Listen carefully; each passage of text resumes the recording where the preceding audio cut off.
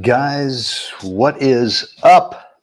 What's going on out there today? Brent Abel here, webtennis.com. And as the banner says there, we're going to work on the approach shot mindset today. Would really love to know where you are today as you get logged on. Here we go. I'm going to get started here in about 4 minutes. But yeah, go ahead. Let me know where you are today. Just type it into the chat area wherever you are, whether you're on YouTube or Facebook. Let me know. And we are going to talk about. What are we talking about today? Hold on. Yes. The approach shot mindset. I got 30 minutes max. I got to be done. Got a hard stop right at 10:30 Pacific. I just arrived. Oh, okay. Maybe we have an extra minute or two after that, whatever it is. But guys, yeah, when you get logged on, let me know where you are today. Just throw it into the comment section.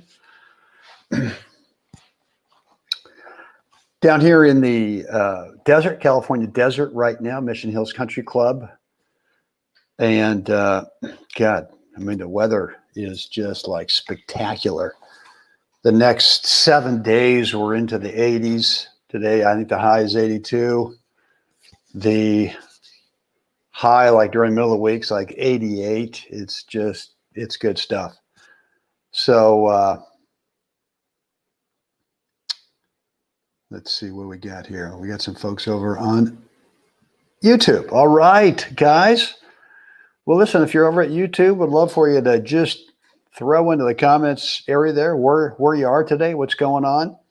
I got about a couple minutes before 10 o'clock Pacific, 1 o'clock Eastern, and we'll get started. We're going to talk about, what I learned from Tom Stow back in the day about the approach shot, the mindset.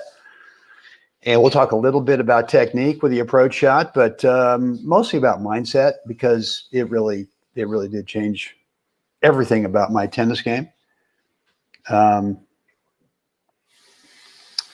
So again, yeah, let me know where you are today.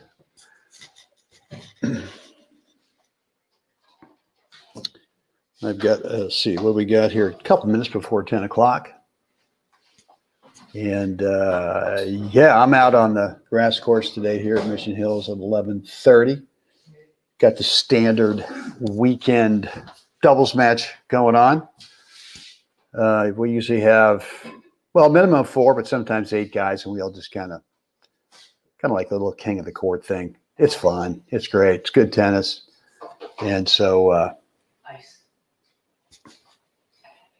You do some ice? Real quick. Okay. All right. So, yeah. Oh, yeah. Chad, that's good. I assume you're in Florida or maybe, I'm not sure which storm you're talking about because it just seems like that area for the last couple of months just been getting hammered. Louisiana, Alabama, the panhandle of Florida. So hope you're doing well. Guys, I've got about 1 more minute before we get started. And today we're going to Space Coast. Good. Okay. Today we're going to talk about this right here. The approach shot mindset. And about another 25 seconds before we hit 10 o'clock. I want to give everyone opportunity to get on. Right. Okay, cool. And just a few more seconds. We'll let everyone have a chance to log on. Short notice today, about 90 minutes before I decided to do this. And Chaz asked a great question, is return to serve an approach shot? Most definitely. I mean, it can be, right? And there's lots of different ways to be able to create an approach shot off a return or serve. And I'll come back to that. So, guys, let's get rolling. I've got a little bit after 10 a.m. Pacific, 1 p.m. Eastern. Here we are, Saturday, November 14th, 2020. And really what I want to talk about today is kind of my story with the approach shot and what I learned from the great Tom Stow back in the day when I got a chance to work with him. And, my short story of that is back in the early 80s, I was teaching tennis at the Moraga Country Club, really had no idea what I was doing, not only as a teaching pro, but also as a player. And I was just teaching kind of the standard cliches that were going on then, turn, racket back, step in and follow through. Whoop-de-doo, right? That didn't really do much for any of my students.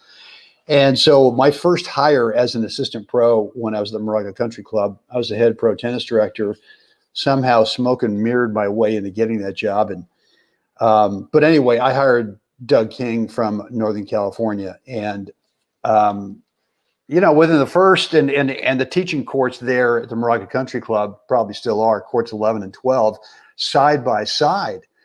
And I just remember the first week of Doug teaching, and I'm kind of listening and watching. I didn't really tell him what to do. I figured I didn't know anything anyway, so kind of let him do his own thing.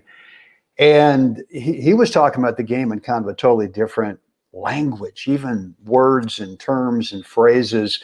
And within about 10 days or 2 weeks, I mean, the same students that he had were actually getting better. Mine weren't. And I had mine for a long time. His were getting a lot better. And so I finally went to him and I said, Kinger, where'd you get this stuff? And he said, Tom Stow. And so I kind of did. And I'd known Mr. Stow ever since I was a kid at the Berkeley Tennis Club way back in the day. My parents were members when I was born. And so I knew Mr. Stow, but I didn't play much tennis as a kid, played a lot of baseball. And so at the time, Mr. Stow was up in Napa. He'd already been at the Silverado Country Club. He'd already retired from there. And he was teaching 3 guys, Doug King, my assistant pro, John Hubble, and Steve Stefanke. And they would go up there every Wednesday morning at 9 o'clock for 3 hours. And these guys were all in the top 5 of Northern California, not age group. These guys were in the men's open back then. So I called up Mr. Stow, just begged my way in. He finally, I think he took pity on me and he said, fine. So I got in with these guys, and again, they were top 5. I was like maybe top 380. I don't know. I was bad. And all I knew about the game was just, young enough then. I was in my early 30s where I still could run around, still had some speed, and I could run around, just kind of poke the ball back. And guys would eventually, if I won a match, it wasn't because I was the one dictating play. It was because they would miss, and they would miss enough to where I'd end up winning the match. So when I went to Mr. Stow, and one of the first things he said, he looked at my game, and within the first 10, 15 minutes, he said, well, Mr. Abel, you really have nothing. You have nothing that I can really sort of build on. So more than happy to coach you. But the only way this is going to work out is if you do 100% of what I tell you. I mean, seriously, you don't have anything with your forehand, your backhand, your serve, your overhead, your volleys, your approach shots, which we're going to work on. And so my thought then was, I've been sort of a do-it-yourselfer, trying to figure the game out on my own for years. Gotten to a certain point, but back then we didn't have the NTRP. It was all A, B, C, D in Northern California. I was probably on the somewhere in the threshold between a B- and a C+. That wasn't very good, and so I just figured, what the heck? I've got nothing to lose. Let's give this a go for a few sessions. And so I said, fine. And one of the first things that Mr. Stow talked about was what he calls the all court forcing game. And it's not specifically just serve and volley.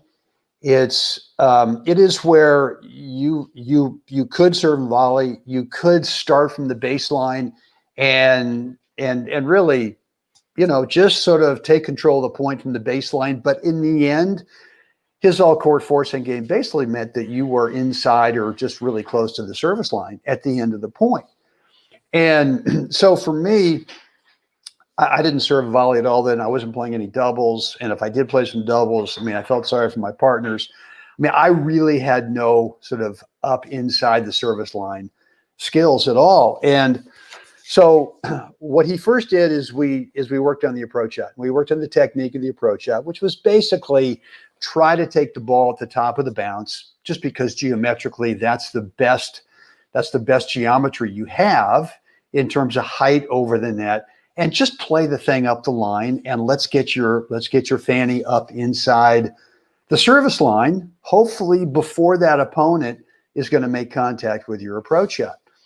And in the beginning, I was thinking, well, okay, I really don't want them to be able to, and you guys you've been on gold ball hunting with me and Jeff Jacklich, you've heard a million times to let that opponent have a chance to touch the ball. As opposed to, as Jeff has said so many times, an approach shot should not be a failed winner attempt. And for me back then, when I first started with Mr. Stow, I was just trying to end the point off of the approach shot, and way too often just not putting the ball back in play. So he at some point, and I can't remember exactly how it worked out, but he just said, look, you know, the whole goal here, the whole mindset with the approach shot is not to inflict so much damage that either you hit a winner or that it rarely ever comes back. The mental damage that you want to inflict upon your opponent is you want to tell them, all right, you've got a little lane up the line to pass me. You've got a little lane cross court to pass me. If you can roll a top or lob over my head for a winner, great, fine and dandy. But I'm going to take the chance that over the course of the match, that you're not going to be able to thread the needle enough times to be able to force me to stay back, right? And so in the beginning, I'd play these matches, and this was after you were working with Mr. Stow on this thing for a while. I'd come in, and the first time I came in an approach shot, I'd get passed. And I go, oh God, well, look, that just feels painful to get past. I don't want to deal with that. So I would stay back for the rest of the match, and of course, not put any kind of mental pressure on that opponent at all. And it just didn't work out. So I'd go back to him, and finally, he would get one of these other guys in my group, right? Doug King, Steve Stefanski, John Hubble, and he'd ask one of the guys to come on over, and he'd feed me a ball. I'd play an approach shot, and he'd say, not quite in these words, let him touch it, but he would just say, make this a two-shot, offensive situation. And so what was kind of weird was that I would play these approach shots against 3 of the top 5 guys in Northern California. Again, not age group, guys who had played in the tour. And most of the time I found that either they did not get the ball back in play, or I got such an easy volley to the open court that I didn't really require volley technique. So once I started building that confidence against this level of opponent, then I started going out there and realizing that, look, if I get passed once or twice, 3 or 4 times over the course of a match, let's look at the big picture and let's start to add up the numbers. And so what I finally came to believe is what Mr. Stow kept telling me. He said, you can approach just over and over and over against a really top player. And because you do that, you start to accumulate pressure on that opponent. And they eventually, as he said, the top guys eventually become human, right? Human like the rest of us, right? We always sort of perceive that these top guys, oh my gosh, they're from some other planet. If you continue to put pressure on them, whether it's singles, whether it's doubles, over and over again, what you're going to discover is that lots of times the ball does not come back and play. Lots of times you get a ball that you can just dink, you can bunt to the open court, and on occasion you get passed. And you have to be able to have that mindset.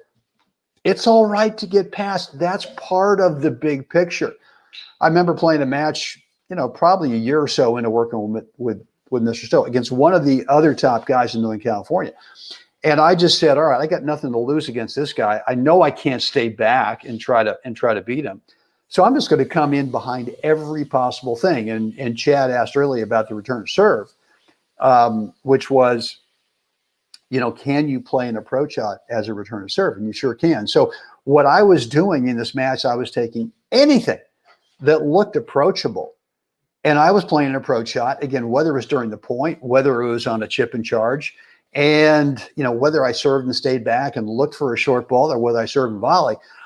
My whole mindset was, I'm going to force this guy to pass me 1,000,000 times today. And this guy, a real top player. I mean, way above my pay grade at that time. And I just kept coming in. I got past, several times. And I got past maybe 3 or 4 times in a row. And I kept telling myself, look, you got to keep the pressure on. You got to keep going. And finally, at 5-all in the third set, I remember coming in behind what I thought was the my worst approach shot of that day. It just sat up. And because of the accumulated pressure over the last couple of hours, the passing shot that he tried to hit, I think it bounced into the net. And I just remember vividly turning around and going, oh my God, Mr. Stow is so right that some days the pressure you put on your opponent, it has an effect immediately.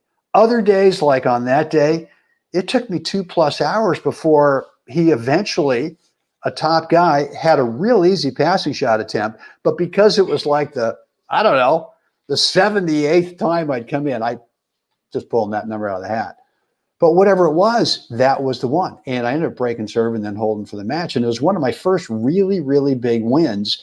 But it was really that epiphany, that aha moment that, this whole Tom Stow all-court forcing game works. Now, is it the answer to work for you on every time? No, it's not. And I played some matches against some guys who are just, on that day, they're just unconscious, right? They're just playing out of their mind. And maybe what I've got to do at some point is, try to tweak it a little bit. But by and large, what I've discovered over the decades since I've worked with Mr. Stow is that if you apply accumulated pressure, meaning over time, you're going to get some benefit out of it. And look, the other thing that he always told me, because we worked on the approach shot so much, I mean, every time I was up there Wednesdays, there was always, a good 45 to 60 minutes out of that 3 hours where Mr. Stow would be feeding me balls that I would approach on. And I remember one day just saying, what's going on? How come we do this? He says, because this kind of tennis is just way more fun. It's just way more fun than sitting back and trying to, rally the ball around. And so the message I want to get across to you guys today is that if you really want to have a little bit more fun with the game, if you really want to try to find a more, kind of dynamic part of it, which is not worrying about getting past once or twice or 3 or 4 times, because it's going to happen. I mean, look, you and I all know that there's times when we've hit a passing shot where the intended target was maybe cross court and we're a hair late and we scream a winner up the line as a passing shot. So that's going to happen. I mean, someone's going to get, it's just part of the deal. So I know that, when I was coaching a lot with juniors, especially when I was at the Tiburon Peninsula Club back in the 90s, I had a couple of kids who were really top players. And one of them had this mindset like, what, if I get past, I love coming in and I love winning the points, but that one time I get past from time to time, it's just so much pain. I just feel like such, I don't know what it was. He said, I just feel like such a loser or whatever it is. And he just could not buy into looking at the big picture. And I had another kid who was talented, good athlete, good player. And his dad brought him to me because he was like one of the top 3 or 4 guys in his age group in Northern California, but he was primarily a baseline game. And his dad brought him to me because he just thought, well, maybe there's something to this Tom Stow all court forcing game And that, I mean, I guess I sort of had the reputation around Northern California at the time, which was that was my style of play. And so I worked with this kid for a month and went to a tournament. He played the #1 seed in the tournament and just went through this guy like 2-2 or something. And the whole plan was just, we're going to play serve and volley. If you get a second serve, we're going to play chip and charge or drive it or whatever you want to do. But you're going to come in and you're going to plant your fanny up inside or on top of that service line and just tell that opponent, all right, man, you got a little sliver up here. You got a little sliver cross court, top or lob over me, go for it.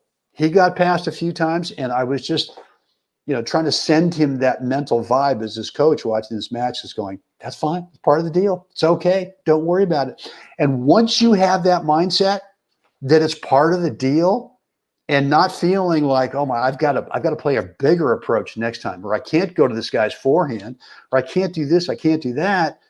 That's when you start to doubt it. And you have to buy in. You have to totally buy in and just trust it. I want to answer Chad. And guys, look, if you've got a question about what we're talking about today with the approach shot, whether it's technique, whether it's mindset, just go ahead and fire it into the comments area and let me know. What I think there's a couple things to think about with the choice of an approach shot. And I didn't really learn this part of it from Mr. Stow. I learned the standard approach from him in terms of, when to try to take the ball, try to make contact, at the very top of the bounce, try to improve the geometry, and, whether it was up the line, whether it was at the guy, whether it was maybe you go cross court. But what I've learned over the last 10 years in senior tennis is that when you establish the fact that if you're going to give me a short ball, I am going to come in behind it. I'm going to play an approach shot. But what I've learned is that if I can set up with this same look that it looks like, and I've already shown it early in the match, I've already shown a standard up the line approach shot that goes deep. And if I can go ahead and have the same look on the approach, and then just prior to hitting it, just play a little bunt, a little dropper.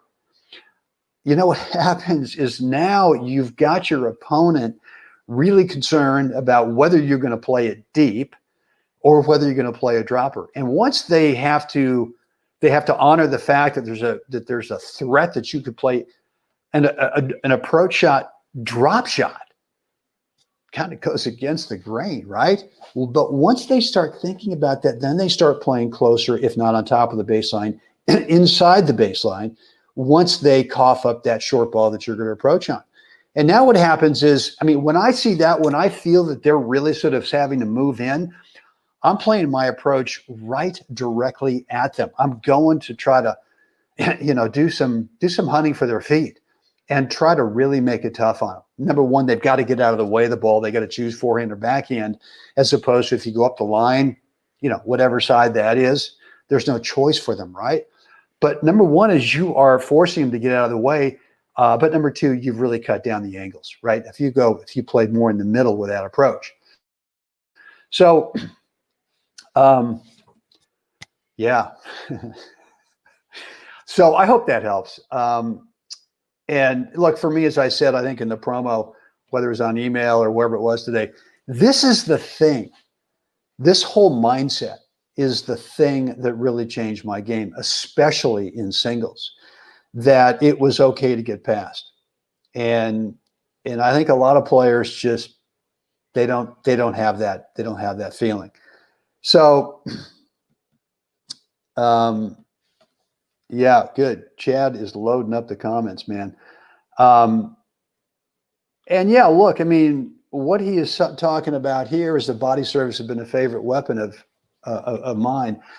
For sure. I love to serve to the body. I love to force that opponent to have to get out of the way. And lots of times, like, for example, if a guy's got a forehand, that's his shot of choice as opposed to a backhand. And he's a right-handed player. And I serve to the ad court at him, and he chooses to move to his left and play a forehand. Oh, baby. Oh man, I mean, I'm hoping he unloads on it because I'm going to have the ball. He's moved himself close to, if not into the alley, and at least past the single service line. I got the whole court.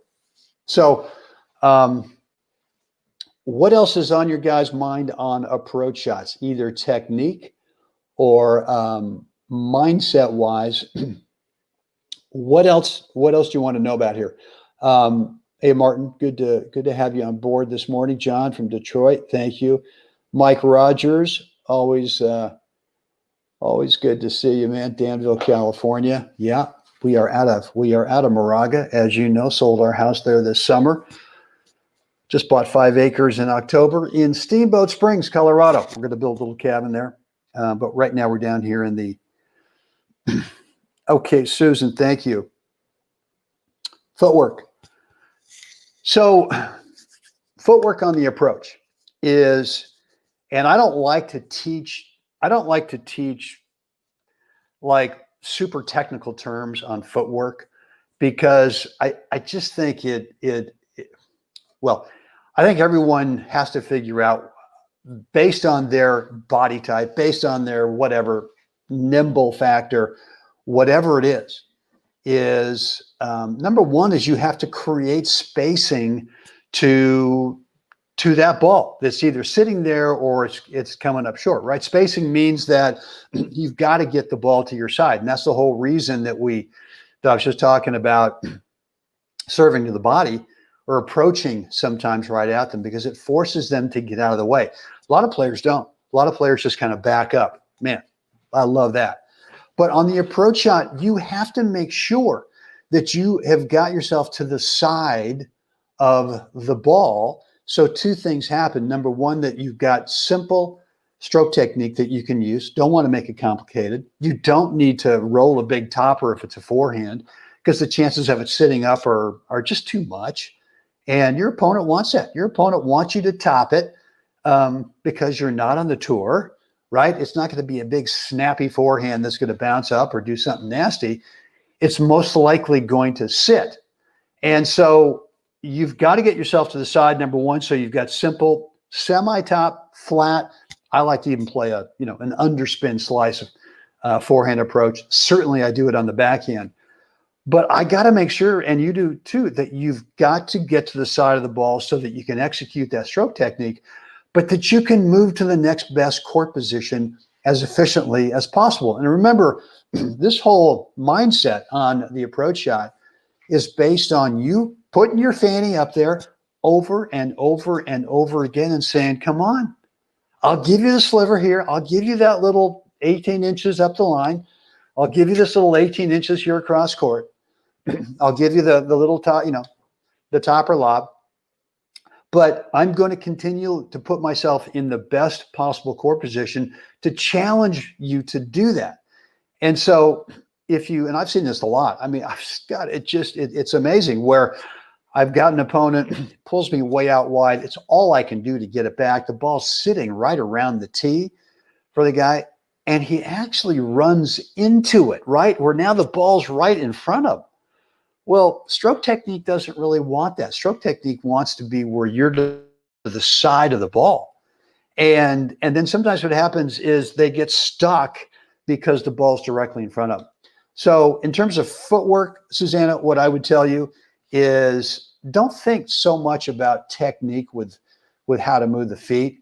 Just think more, how are you going to move to the side of the ball so that you get to perform really efficient stroke technique, number one, but number two, I'm saying you're not going to run through the ball. We don't really run through it. You don't need to do that, but you're going to move against it, right? You're going to move through the shot and be able to move to the next best court position that challenges that opponent that they now have to pass you. Hope that helped. Let's see, what else we got here? Hey, Neil from Dallas. My good friend Tony Dawson is down there in Dallas. If you know Tony, be sure to say hi for me. Chad is asking, are you a fan of chip and charge returns on the forehand side? Totally. I mean, why wouldn't I want to take a ball that is sitting, which is sometimes in the point on a second serve, is the easiest ball in the point to be able to play your approach shot, right? I mean, they have to land it mid-court, right? It can't land past the service line or else they've double faulted. So with some players, they end up playing such a juicy second serve that, yeah, I mean, I love to play the slice and the forehand approach because it skids, it stays low, and I get to disguise if I'm going to play approach shot. I see too many guys who will take maybe my second serve and approach, but I know there's no threat of them playing a drop shot because, and I'm not sure if I just mentioned that or not. Maybe I got ahead of myself here.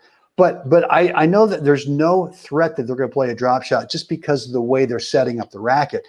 And so I can kind of hang back a little bit. And, you know, I would rather have that situation for me in terms of having to pass you than thinking, oh man, you know, I gotta look for this guy's dropper. And now all of a sudden, if I'm inside the baseline and you don't drop it and you play it relatively deep, way tougher. So I do like the forehand slider, chip, slice, approach out off that second serve for sure, because I can do a lot of things with it. And the drop shot, I'm telling you, the drop shot off that second serve return, man, you got to add it to your game. Hope that helped, Chad. Mike Rogers, I stay back all the time. I need to come up, especially after my first serve. Well, I mean, how are you going to learn how to do it? I mean, you know, Mike, intellectually, you understand it. But the only way that you're going to figure it out, and this is one of the things why I'm sure Mr. Stow had me drilling every Wednesday morning for 45 to 60 minutes on the approach shot with one of the top three guys out of the top 3 out of 5 guys in Northern California on the other side, so that I got the experience against top players of really what I had to do. And what I came away after that year or so, actually I worked with Mr. Stow for 18 months. What I came away with is that I don't have to hit the greatest approach shot ever hit. And for me, that was a big, huge relief. Like, I don't have to be a super technician on it. I don't have to be absolutely perfect on it. As long as I get it somewhere there that puts a little bit of pressure on them, and then I'm in a really great court position, over time, it's just through experience. So look, is it like a light switch where you turn the thing on and all of a sudden, boom, you've got it? No, you have to get bloodied out there a few times, right? And some of it is I've sort of mentioned that there's sort of 3 different little areas where you're challenging the pass you, right? Sliver up the line, sliver cross court, maybe that topper lob over you, whatever. But what I finally learned over experience of just doing it over and over and over again, not only with that Wednesday morning with Mr. Stow, but also when I would go back to Berkeley Tennis Club and practice and then go play the tournaments, then go play the matches, is you started to see that there were certain patterns with not only specific players, but also players in general, that when I approach there and I end up here, in this situation, like if they're stretched out, what are they going to do? I mean, they're not going to roll it cross court. They might belt one up the line, and they're not going to offensively roll a lob. They might go defensive on a lob. But now you start to see through the experience of over and over again, you start to narrow down the anticipation of what is most likely going to happen. And Mike, I'm going to go ahead and put that up. Hope you don't mind. I need a blood transfusion, leaving a lot of blood in the court lately. Good. Well, if this is what you're working on, that's what it takes. And maybe you're working on something else right now, Mike, and that's fine. But that's where we learn how to play, is not only do we leave blood in the court in practice sets, in practice matches, but the real learning experience is happening in the matches. And I mean, the tournament matches, the league matches, whatever match it is where the results made public, that's when we see it get a little tight, a little bit nervous in those situations, right? Not so much in your comfy confines of a practice match or a couple of practice sets or even some practice points. But You got to get bloody. You just have to do it. If you're not willing to get bloodied out there, and look, when I first started working with Mr. Stow, you talk about blood transfusions. I mean, it was horrific. I mean, I didn't quite get his stuff, and he wasn't the greatest articulator in the world. I was really fortunate. I had those 3 guys up there on that junior high school court in Napa to sort of help interpret for me what was, what Mr. Stow was talking about. But I'd worked first 6 months with him. I come back to Berkeley Tennis Club, and I was launching balls all over the zip code 94705. It was just, and I had players coming up to me kind of going, God, man, are you really sure you want to be doing this? I mean, because, man, come on.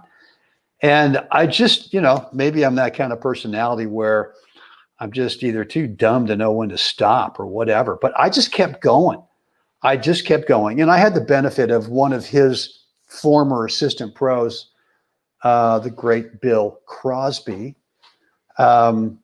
who watched me. And he was a member there. And Bill was a great player, one of the top doubles players in the country way back in the early 60s.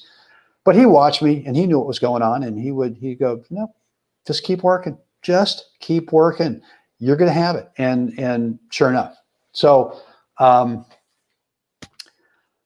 right. What else we got here?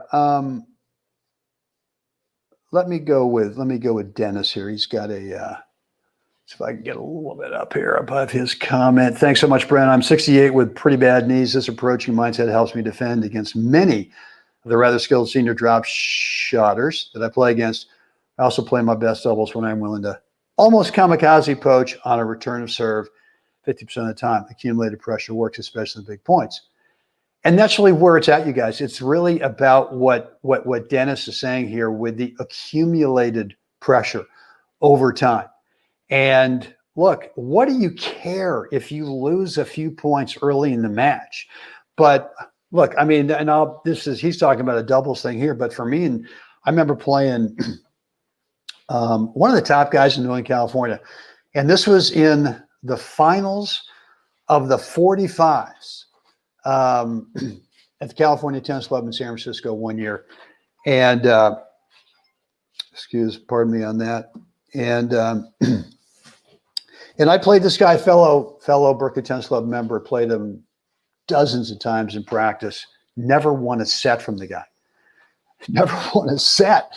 And so I decided that, and some of that was because I would use him as a top player to be able to kind of work on some stuff in practice sets, which is, I'm not saying that's the reason that I didn't win a set from him in practice. It might have been. But we both got to the finals of this senior 45s in San Francisco Cal Club. And I just decided, he served the first game, and I decided, you know what? I don't care if it's a first serve or second serve. I am going to come in. I'm going to play an approach shot off of every one of his serves. I didn't care if he was going to play serve and volley or serve and stay back. I just wanted to send the message from the very start of the match. And I ended up losing that game. He ended up holding serve. I think it was like, I don't know, he won like 40-30. So what's that? 5 points and 6 points. And he ends up winning it. But I remember, missing some returns as I tried to come in. And I think I hit, kind of an easy return approach shot. He ended up hitting a winner, whatever.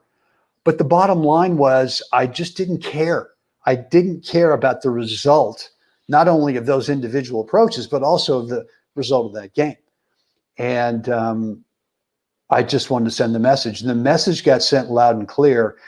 And I beat this guy 3-2 in the finals. Played one of the best matches I've ever played.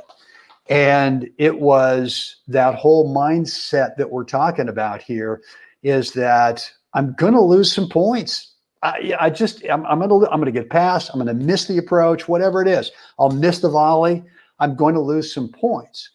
But I want to keep, and I want to put pressure over and over and over again. And that was a big win for me. And all these kind of quote unquote big wins are the things where you start to build confidence. You start to have more belief in yourself. And some of that for me was just the belief that Mr. Stow told me, which is, the top players, that if you put enough pressure on them, they become human. And that really resonated with me. Let's see, what do we got here? So Mike is going, wish I could find guys in my age group that will play 60s singles. I keep getting 30-somethings in my draws in the NTRP tournament. So find the senior tournaments. Just find them, Mike. Yeah, the NTRP is rough because it doesn't, you can have two guys who are rated 4.0. And if you're in the 60s and that guy's in the 30s, it just doesn't equate, right? I mean, let's not get started on the quality of the NTRP rating system because I get a little upset when I talk about that. So look, go find some senior tournaments. And if you can't find guys who want to practice with you, some singles, let me know or let Jeff Jacklitz know. And we'll help you find some guys for sure. Okay, let me go. Guys, again, listen, I'm going a little bit over. I thought I had a hard stop at 10:30, but I've been given a little bit more time here. So let's just keep going. Okay, so let's go with, I want to go with Chad here. I think it's this one right here. Which is more prevalent in your view, split stepping too early or too late after an approach? Okay. It kind of depends, right? I mean, to me, I have a real different view on when to split step. And for me, what I've discovered, and I've watched myself on video, with What's the Right Shot episodes over and over and over again. And I've looked at things like this, when exactly am I split stepping? And it really all depends on how far away or how close my opponent is to me. In terms of I played my approach and I'm coming in, could be serve and volley, could be chip and charge, could be in a standard approach shot. But the further they are away from me when they're about to make contact, I split a little bit later, right? So if they're really close to me, if I'm coming in and the distance, the physical distance is closer, I might even split before they make contact. And the whole reason for a later split when they're further away, and I know everyone wants a clear-cut, black and white formula. Well, you always split step at 2.3 nanoseconds before that opponent makes contact. If they're back behind the baseline, and I've got kind of a late approach where the distance between us is pretty big, if I split step too early, I just feel like I'm kind of off balance. I'm sort of kind of rolling through the split step, the check step thing, and I don't really. I mean, I can react to it, but I just feel like my momentum kind of stops. And so I will split step actually after they make contact. And I feel that I have enough time, if they're further back, if they're further away from me, to be able to get a little bit closer to the net, which is what we want anyway, right? I mean, we'd like to get closer than not. And so if I've got an opponent who's pretty, let's say, well behind the baseline, or maybe I've pulled them way out wide and I'm coming in, I don't need to split super early. So I know it doesn't answer any question of split step. Everyone's looking for the hard and fast rule of there's got to be a formula for it. My only formula is kind of depends on you. Like for me, because of Mr. Stow, I mean, he emphasized balance so much. I mean, every time I went up there on Wednesdays from 9 to 12, the first 20 minutes, first 15 or 20 minutes, we just did a lot of rehearsing. Forehand and backhand ground stroke rehearsing, forehand and backhand approach rehearsing, all without a tennis ball. And he wasn't looking at our technique that we were kind of, shadow stroking with. He was looking at our posture. He was looking at our balance. And so one of the things that really helped me from him was he got me on balance as a tennis player. And I think that there's no question is that one of the things we don't work on enough is what's the posture, what's the balance we want to have as we're moving around the court so that with a split step, we're not off balance. so that we can cheat a little bit in terms of maybe splitting a little bit sooner and being able to come out of our split step as quickly as possible and react to whatever our opponent does. But if you think about balance, the other thing that I want to impress upon you with it is that when you're on balance, and tennis has got a big challenge in that we have to visually track a moving tennis ball as we're also on the move as well.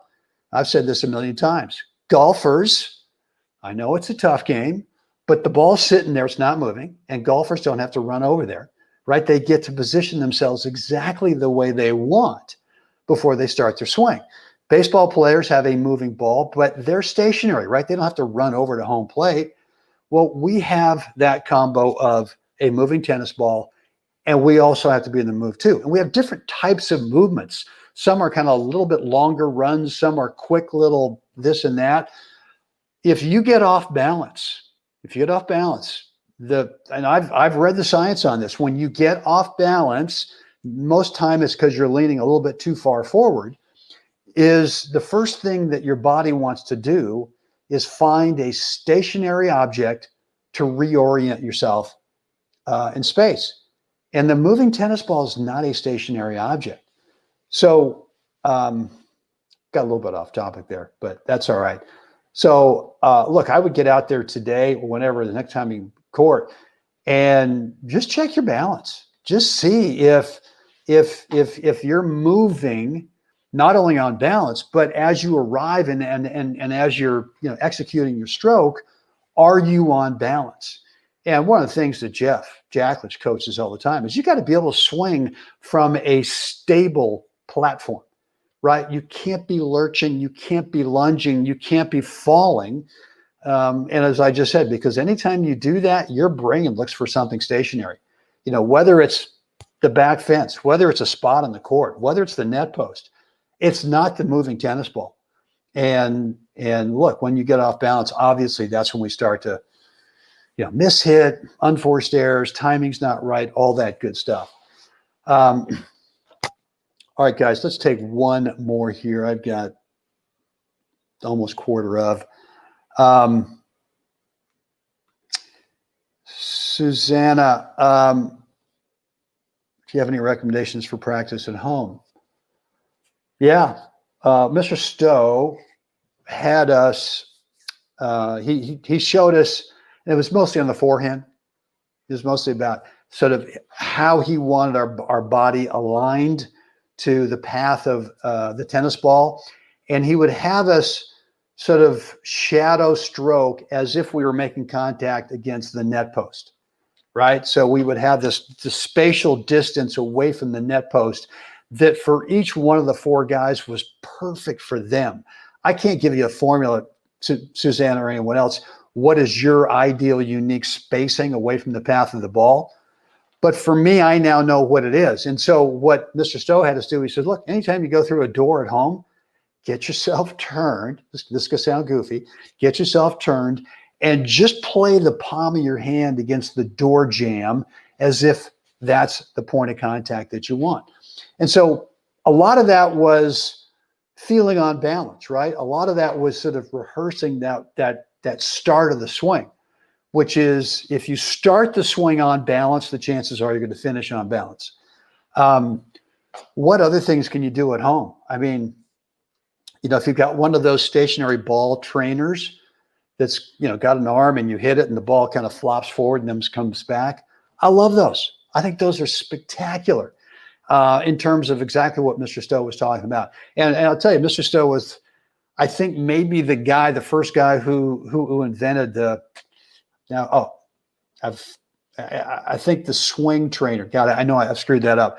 But he had this thing that was, it was a tennis ball that went through, or there was an long elastic string that went through the tennis ball attached to an arm that came out from the fence. And there was a base that it was attached to, and you could swing against it. And he had these all over his teaching court.